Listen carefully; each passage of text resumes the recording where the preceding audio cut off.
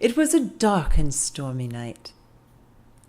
In her attic bedroom, Margaret Murray, wrapped in an old patchwork quilt, sat on the foot of her bed and watched the trees tossing in the frenzied lashing of the wind.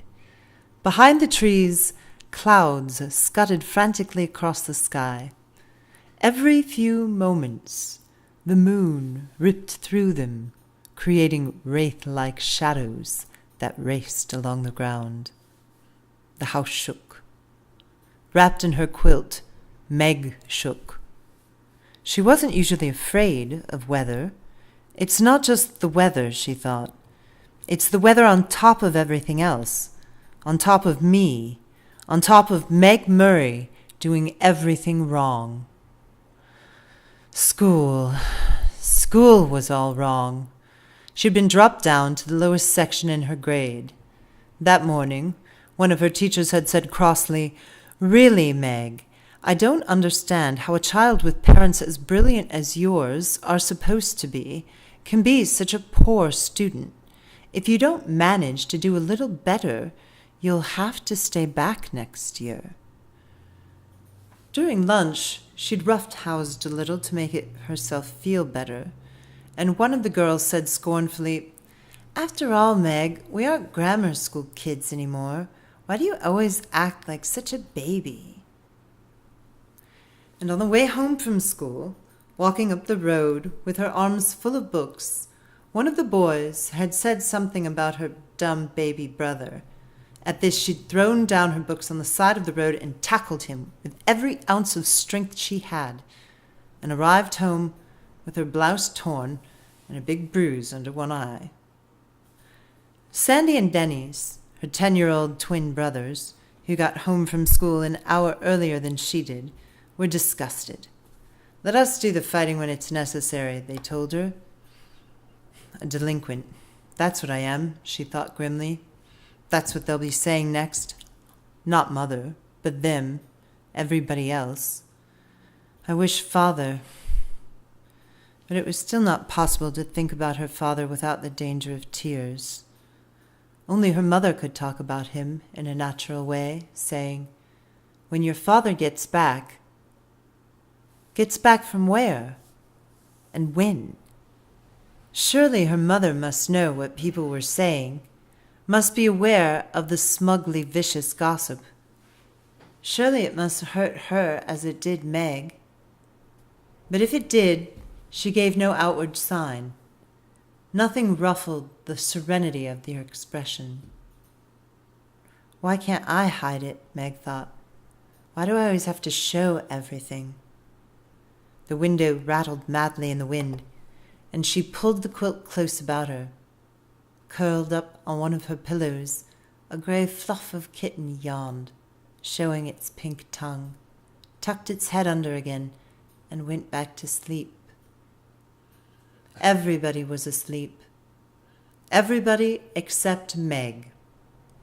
Even Charles Wallace, the dumb baby brother, who had an uncanny way of knowing when she was awake and unhappy, and who would come so many nights tiptoeing up the attic stairs to her. Even Charles Wallace was asleep. How could they sleep? All day on the radio there had been hurricane warnings. How could they leave her up here in the attic in the rickety brass bed, knowing that the roof might be blown right off the house, and she tossed out into the wild night sky to land who knows where?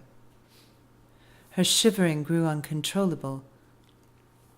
You asked to have the attic bedroom, she told herself savagely. Mother let you have it because you're the oldest. It's a privilege, not a punishment. Not during a hurricane, it isn't a privilege, she said. She tossed the quilt down on the foot of the bed and stood up. The kitten stretched luxuriously and looked up at her with huge, innocent eyes. Go back to sleep, Meg said. Just be glad you're a kitten and not a monster like me. She looked at herself in the wardrobe mirror and made a horrible face, bearing a mouthful of teeth covered with braces. Automatically, she pushed her glasses into position, ran her fingers through her mouse brown hair so that it stood wildly on end, and let out a sigh, almost as noisy as the wind. The wide wooden floorboards were cold against her feet. Wind blew in the crevices about the window frame, in spite of the protection the storm sash was supposed to offer. She could hear wind howling in the chimneys. From all the way downstairs, she could hear Fortinbras, the big black dog, starting to bark. He must be frightened, too. What was he barking at? Fortinbras never barked without reason. Suddenly, she remembered that when she'd gone to the post office to pick up the mail, she'd heard about a tramp who was supposed to have stolen 12 sheets from Mrs. Buncombe, the constable's wife. They hadn't caught him, and maybe he was heading for the Murray's house right now, isolated on a back road as it was, and this time maybe he'd be after more than sheets. Meg hadn't paid much attention to the talk about the tramp at the time because the postmistress, with a sugary smile, had asked if she'd heard from her father lately. She left her little room and made her way through the shadows of the main attic, bumping against the ping-pong table. "Oh, I have a bruise on my hip on top of everything else," she thought. Next, she walked into her old doll's house, Charles Wallace's rocking horse, the twins' electric trains. "Why must everything happen to me?" she demanded of a large teddy bear. At the foot of the attic stairs, she stood still and listened. Not a sound from Charles Wallace's room on the right. On the left, her parents' room, not a rustle from her mother sleeping alone in the great double bed. She tiptoed down the hall and into the twins' room, pushing again at her glasses as though they could help her see better in the dark. Dennis was snoring. Sandy murmured something about baseball and subsided. The twins didn't have any problems. They weren't great students, but they weren't bad ones either. They were perfectly content with a succession of B's and an occasional A or C. They were strong and fast runners and good at games, and when cracks were made about anyone in the Murray family, they weren't made about Sandy and Dennis. She left the twins' room and went on downstairs, avoiding the creaking 7th step. Fortinbras had stopped barking. It wasn't the tramp this time, then. Fort would go on barking if anybody was around. But suppose the tramp does come. Suppose he has a knife. Nobody lives near enough to hear if we screamed and screamed and screamed. Nobody'd care anyhow. "I'll make myself some cocoa," she decided. "That'll cheer me up. And if the roof blows off, at least I won't go off with it." In the kitchen, a light was already on, and Charles Wallace was sitting at the table, drinking milk and eating bread and jam. He looked very small and vulnerable, sitting there alone in the big old-fashioned kitchen, a blond little boy in faded blue Dr. Denton's, his feet swinging a good 6 inches above the floor. "Hi," he said cheerfully.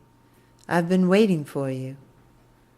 From under the table, where he was lying at Charles Wallace's feet, hoping for a crumb or two, Fortinbras raised his slender dark head in greeting to Meg, and his tail thumped against the floor. Fortinbras had arrived on their doorstep, a half-grown puppy, scrawny and abandoned one winter night. He was, Meg's father had decided, part Ueland setter and part greyhound, and he had a slender, dark beauty that was all his own. "Why didn't you come up to the attic?" Meg asked of her brother, speaking as though he were at least her own age. "I've been scared stiff." "Too windy up in that attic of yours," the little boy said. I knew you'd be down. I put some milk on the stove for you. It ought to be hot by now." How did Charles Wallace always know about her? How could he always tell? He never knew, or seemed to care, what Dennis or Sandy were thinking. It was his mother's mind, and Meg's, that he probed with frightening accuracy. Was it because people were a little afraid of him that they whispered about the Murrays' youngest child, who was rumored to be not quite right? "I've heard that clever people often have subnormal children," Meg had once overheard. "The two boys seemed to be nice, regular children, but that unattractive girl and the baby boy certainly aren't all there." It was true that Charles Wallace seldom spoke when anybody was around, so that many people thought he'd never learn to talk. And it was true that he hadn't talked at all until he was almost 4. Meg would turn white with fury when people looked at him and clucked, shaking their heads sadly. "Don't worry about Charles Wallace, Meg," her father had told her once. Meg remembered it very clearly because it was shortly before he went away. "There's nothing the matter with his mind. He just does things in his own way and in his own time." "I don't want him to grow up to be dumb like me," Meg said. "Oh, my darling, you're not dumb," her father answered. "You're like Charles Wallace. Your development has to go at its own pace. It just doesn't happen to be the usual one." "How do you know?" Meg had demanded. "How do you know I'm not dumb? Isn't it just because you love me?" "I love you, but that's not what tells me. Mother and I have given you a number of tests, you know." Yes, that was true. Meg had realized that some of the games her parents played with her were tests of some sort, and that there had been more for her and Charles Wallace than for the twins. "IQ tests, you mean?" "Yes, some of them." "Is my IQ okay?" "More than okay." "What is it?" "That I'm not going to tell you, but it assures me that both you and Charles Wallace will be able to do pretty much whatever you like when you grow up to yourselves. You just wait till Charles Wallace starts to talk. You'll see." How right he had been about that, though he himself had left before Charles Wallace began to speak, suddenly, with none of the usual baby preliminaries, using entire sentences. How proud he would have been. "You'd better check the milk," Charles Wallace said to Meg now, his diction clearer and cleaner than that of most 5-year-olds. "You know you don't like it when it gets skin on top." "You put in more than twice enough milk." Meg peered into the saucepan. Charles Wallace nodded serenely. "I thought Mother might like some." "I might like what?" a voice said, and there was their mother, standing in the doorway. "Cocoa," Charles Wallace said. "Would you like a liverwurst and cream cheese sandwich? I'll be happy to make one for you." "That would be lovely," Mrs. Murray said, "but I can make it myself if you're busy."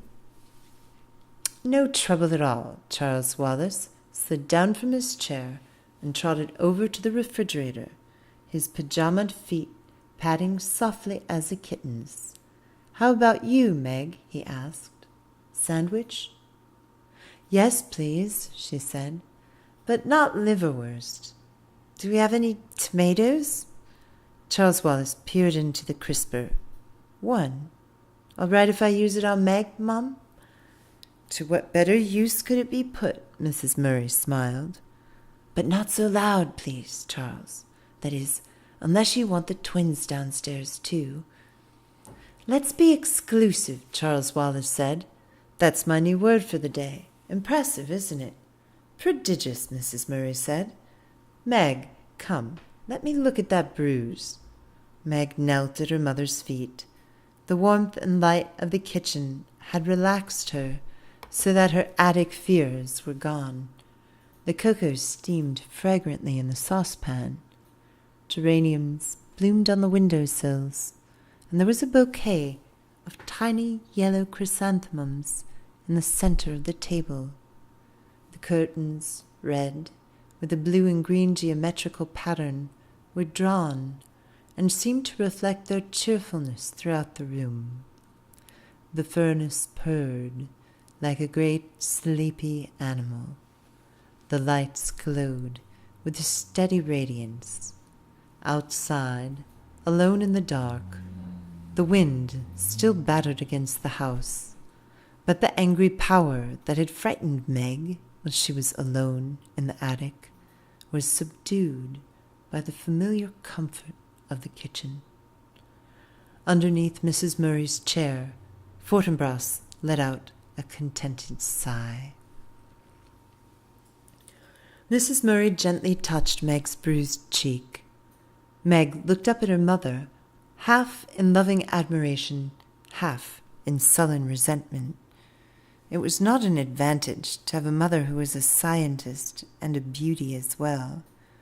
Mrs. Murray's flaming red hair, creamy skin, and violet eyes with long dark lashes seemed even more spectacular in comparison with Meg's outrageous plainness. Meg's hair had been passable as long as she wore it tidily in braids. When she went into high school it was cut, and now she and her mother struggled with putting it up, but one side would come out curly and the other straight, so that she looked even plainer than before. "You don't know the meaning of moderation, do you, my darling?" Mrs. Murray asked. "A happy medium is something I wonder if you'll ever learn. That's a nasty bruise the Henderson boy gave you. By the way, shortly after you've gone to bed, his mother called up to complain about how badly you'd hurt him. I told her that since he's a year older and at least 25 pounds heavier than you are, I thought I was the one who ought to be doing the complaining, but she seemed to think it was all your fault." "I suppose that depends on how you look at it," Meg said. "Usually no matter what people think, it's my fault, even if I've nothing to do with it at all. But I'm sorry I tried to fight him. It's just been an awful week, and I'm full of bad feeling." Mrs. Murray stroked Meg's shaggy head. "Do you know why?" "I hate being an oddball," Meg said. "It's hard on Sandy and Dennis, too. I don't know if they really like everybody else or if they're just able to pretend they are. I tried to pretend, but it isn't any help." "You're much too straightforward to be able to pretend to be what you aren't," Mrs. Murray said. "I'm sorry, Meglet. Maybe if Father were here he could help you. But I don't think I can do anything till you've managed to plow through some more time. Then things will be easier for you. But that isn't much help right now, is it? Maybe if I weren't so repulsive looking, maybe if I were pretty like you." "Mother's not a bit pretty. She's beautiful," Charles Wallace announced, slicing liverwurst. "Therefore, I bet she was awful at your age." "How right you are," Mrs. Murray said. "Just give yourself time, Meg." "Lettuce on your sandwich, Mother?" Charles Wallace asked. "No, thanks." He cut the sandwich into sections, put it on a plate, and set it in front of his mother. "Yours will be along in just a minute, Meg. I think I'll talk to Mrs. Whatsit about you." "Who's Mrs. Whatsit?" Meg asked. "I think I want to be exclusive about her for a while," Charles Wallace said. "Onion? Salt?" "Yes, please." "What's Mrs. Whatsit stand for?" Mrs. Murray asked. "That's her name," Charles Wallace answered. "You know the old shingled house back in the woods that the kids won't go near because they say it's haunted? That's where they live." "They?" "Mrs. Whatsit and her 2 friends. I was out with Fortinbras a couple of days ago. You and the twins were at school, Meg. We like to walk in the woods. And suddenly he took off after a squirrel, and I took off after him, and we ended up by the haunted house. So I met them by accident, as you might say." "But nobody lives there," Meg said. "Mrs. Whatsit and her friends do. They're very enjoyable." "Why didn't you tell me about it before?" Mrs. Murray asked. "And you know you're not supposed to go off our property without permission, Charles." "I know," Charles said. "That's one reason I didn't tell you. I just rushed off after Fortinbras without thinking, and then decided, well, I'd better save them for an emergency anyhow." A fresh gust of wind shook the house, and suddenly the rain began to lash against the windows. "I don't think I like this wind," Meg said nervously. "We'll lose some shingles off the roof, that's certain," Mrs. Murray said. "But this house has stood for almost 200 years, and I think it will last a little longer, Meg. There's been many a high wind up on this hill." "But this is a hurricane," Meg wailed. "The radio kept saying it was a hurricane." "It's October," Mrs. Murray told her. "There have been storms in October before." As Charles Wallace gave Meg her sandwich, Fortinbras came out from under the table. He gave a long, low growl, and they could see the dark fur slowly rising on his back. Meg felt her own skin prickle. "What's wrong?" she asked anxiously. Fortinbras stared at the door that opened into Mrs. Murray's laboratory, which was in the old stone dairy right off the kitchen. Beyond the lab, a pantry door led outdoors, though Mrs. Murray had done her best to train the family to come into the house through the garage door or the front door, and not through her lab. But it was the lab door, and not the garage door, toward which Fortinbras was growling. "You didn't leave any nasty-smelling chemicals cooking over a Bunsen burner, did you, Mother?" Charles Wallace asked. Mrs. Murray stood up. "No, but I think I'd better go see what's upsetting Fort, anyhow." "It's the tramp. I'm sure it's the tramp," Meg said nervously. "What tramp?" Charles Wallace asked. "They were saying at the post office this afternoon that a tramp stole all Mrs. Buncombe's sheets." "We'd better sit on pillowcases then," said Mrs. Murray lightly. "I don't think even a tramp would be out on a night like this, Meg." "But that's probably why he's out," Meg wailed, "trying to find a place not to be out." "In which case I'll offer him the barn till morning." Mrs. Murray went briskly to the door. "I'll go with you." Meg's voice was shrill. "No, Meg, you stay with Charles and eat your sandwich." "Eat?" Meg exclaimed as Mrs. Murray went out through the lab. "How does she expect me to eat?" "Mother can take care of herself," Charles said, "physically, that is." But he sat in his father's chair at the table and kicked his legs at the rungs. And Charles Wallace, unlike most small children, had the ability to sit still.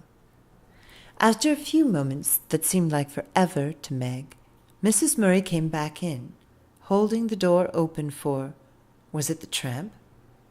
It seemed small for Meg's idea of a tramp. The age or sex was impossible to tell, for it was completely bundled up in clothes. Several scarves of assorted colors were tied about the head, and a man's felt hat perched atop. A shocking pink stole was knotted about a rough overcoat, and black rubber boots covered the feet. "Mrs. Whatsit," Charles said suspiciously, "what are you doing here?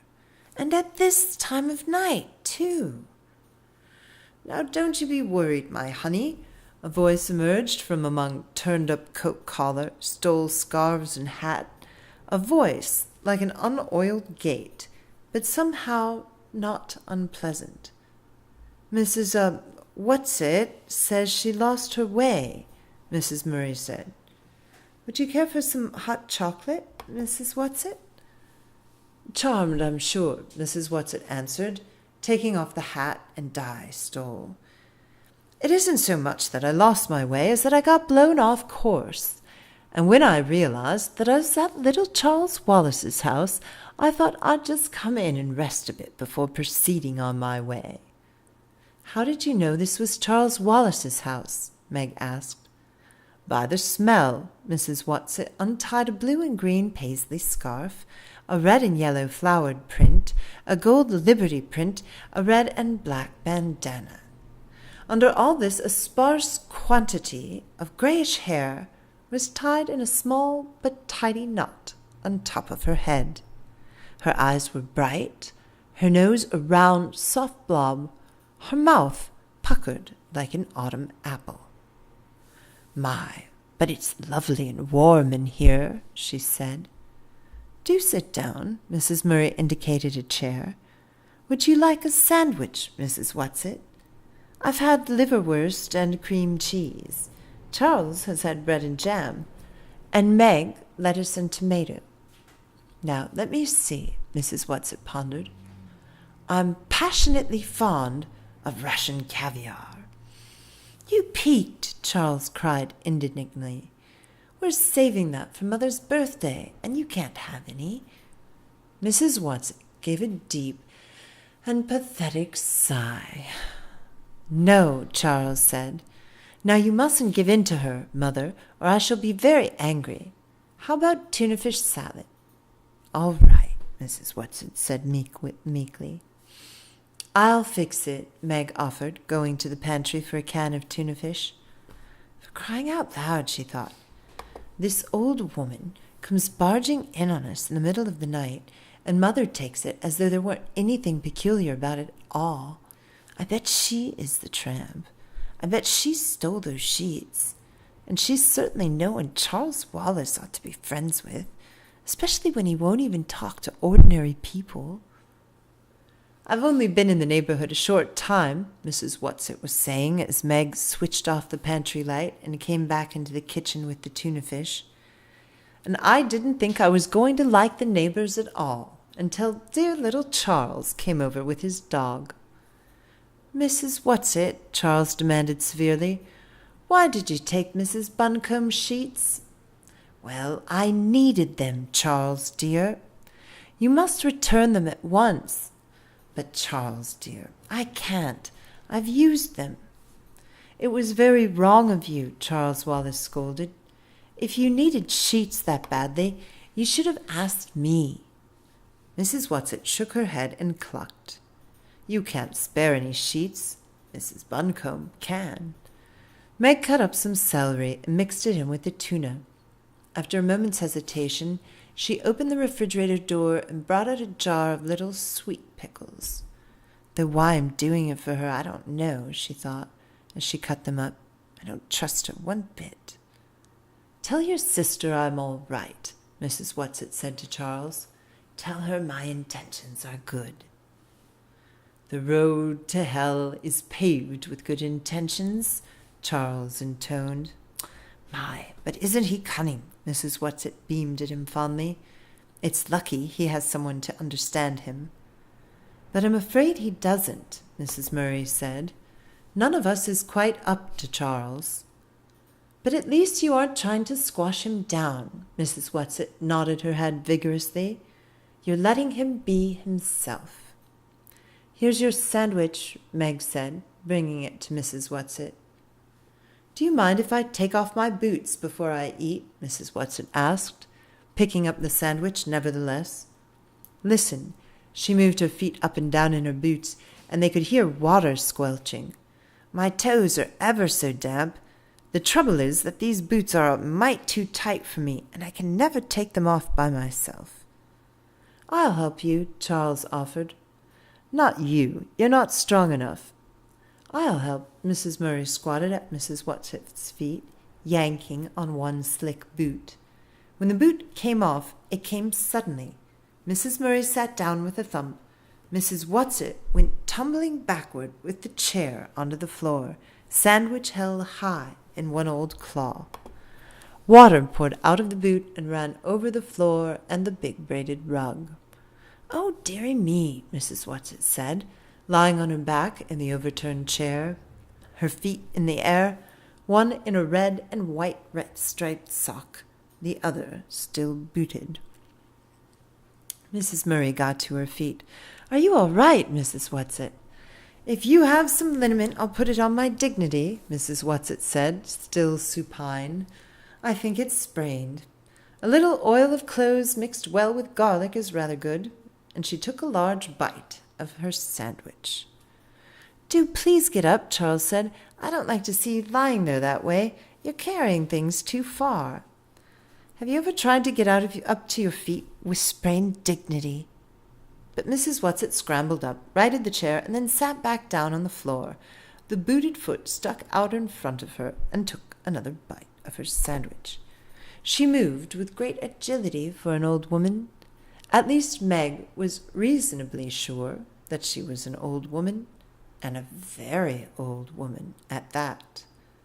Mrs. Whatsit, her mouth full, ordered Mrs. Murray, "Now pull while I'm already down." Quite calmly, as though this old woman and her boots were nothing out of the ordinary, Mrs. Murray pulled until the second boot relinquished the foot.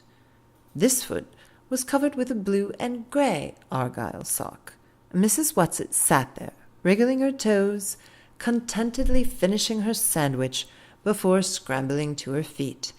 "Ah," she said, "that's ever so much better," and took both boots and shook them out over the sink.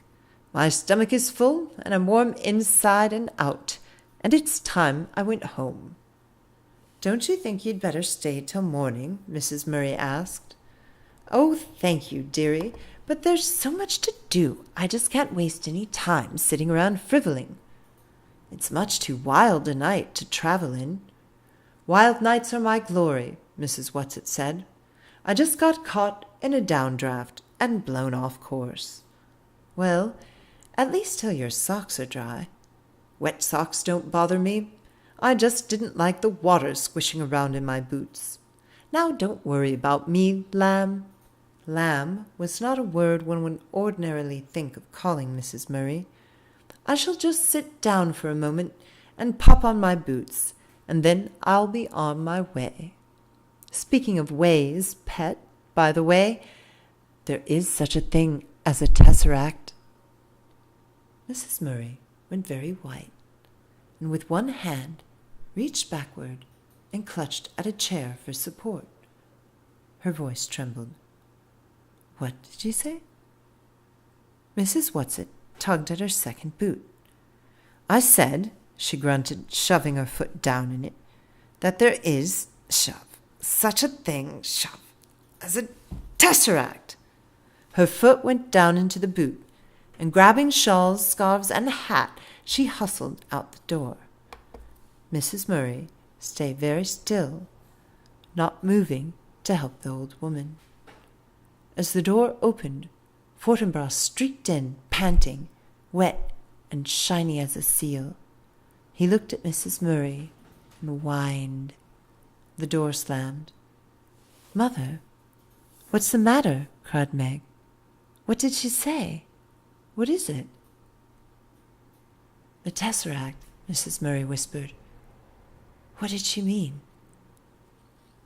How could she have known?